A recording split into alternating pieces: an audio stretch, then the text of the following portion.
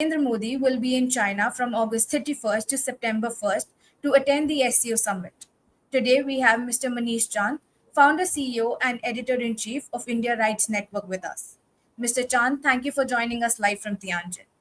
This year's SCO summit is expected to draw more than 20 heads of state and 10 leaders of international organizations, including leaders from Russia and China. The Indian, Russian, and Chinese leaders will be together for the first time since the BRICS summit in Kazan last year. With that in mind, what is the significance of this meeting in the backdrop of the ongoing global tensions and a changing geopolitical landscape? Also, beyond the official statements, can you sense a genuine desire among these leaders to find common ground, or is this summit primarily an opportunity for each country to project its own influence on the global stage? So Shreya, this is a very important multilateral summit and happening at a very critical time uh, in uh, in the midst of geopolitical realignments and rising global tensions. This is also the largest SCO summit ever.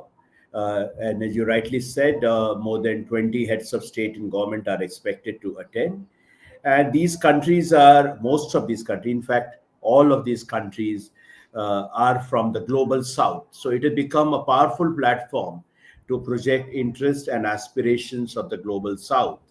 Now, the context of this summit is, as we know, that there is a tariff war raging between the US and virtually everybody else, every other country. And some of the victims of this, or the targets of this tariff war, are India, China, and other countries, of course, but these are all important SCO countries. There are also Iran, which is the subject of prolonged sanctions. So what we have here is a grouping, a Eurasian grouping, where the leaders will take collective positions on shared agenda, and this is essentially to enhance cooperation among these countries. The SCO is now 10 member countries, but there are, I think, 16 partner countries and observer states and all that. So it's a big grouping which accounts for almost half of the world's population.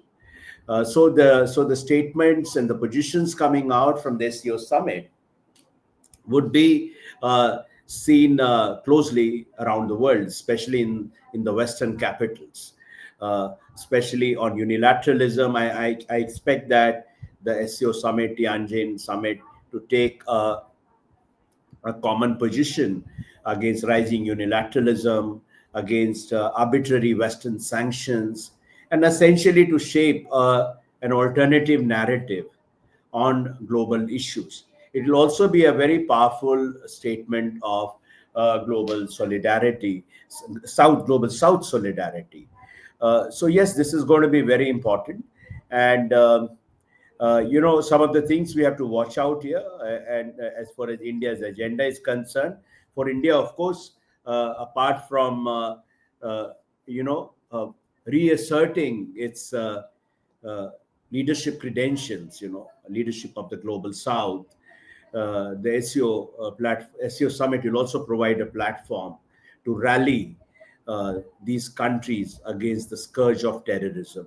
What I'm talking about is that India would be expecting a very strong uh, joint declaration against cross-border terrorism. This SCO summit is taking place barely 5 months, not even 5 months, a little over 4 months after the Pahalgam terror attack, in which terrorists from across the border in Pakistan were involved, and they've yet to come clean on it. And interestingly, Pakistan Prime Minister would also be present at the summit.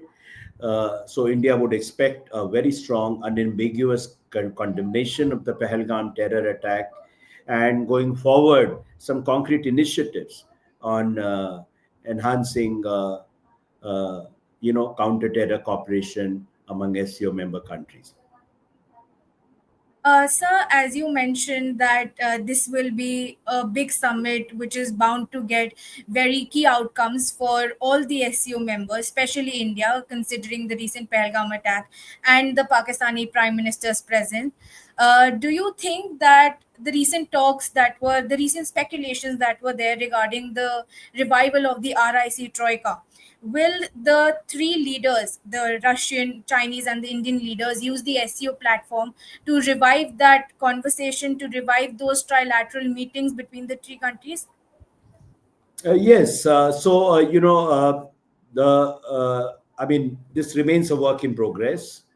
Uh, the troika may be revived. I think the conditions are very favorable right now, and the leaders of India, Russia, and China will be in the same city.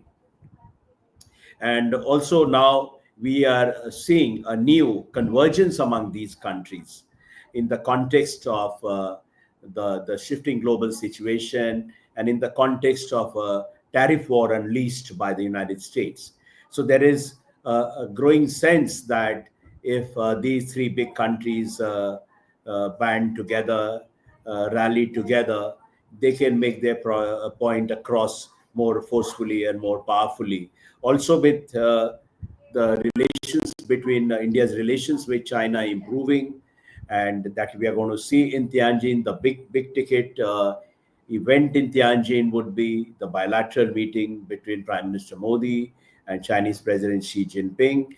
So, in the view of normalization, ongoing normalization of relations, which will get further boost with this meeting, there are brighter prospects for a trilateral of the revival of this Troika meeting, which has not held any meeting for quite many years, I assume. I think this was last they met was in Brazil 7, 8 years ago.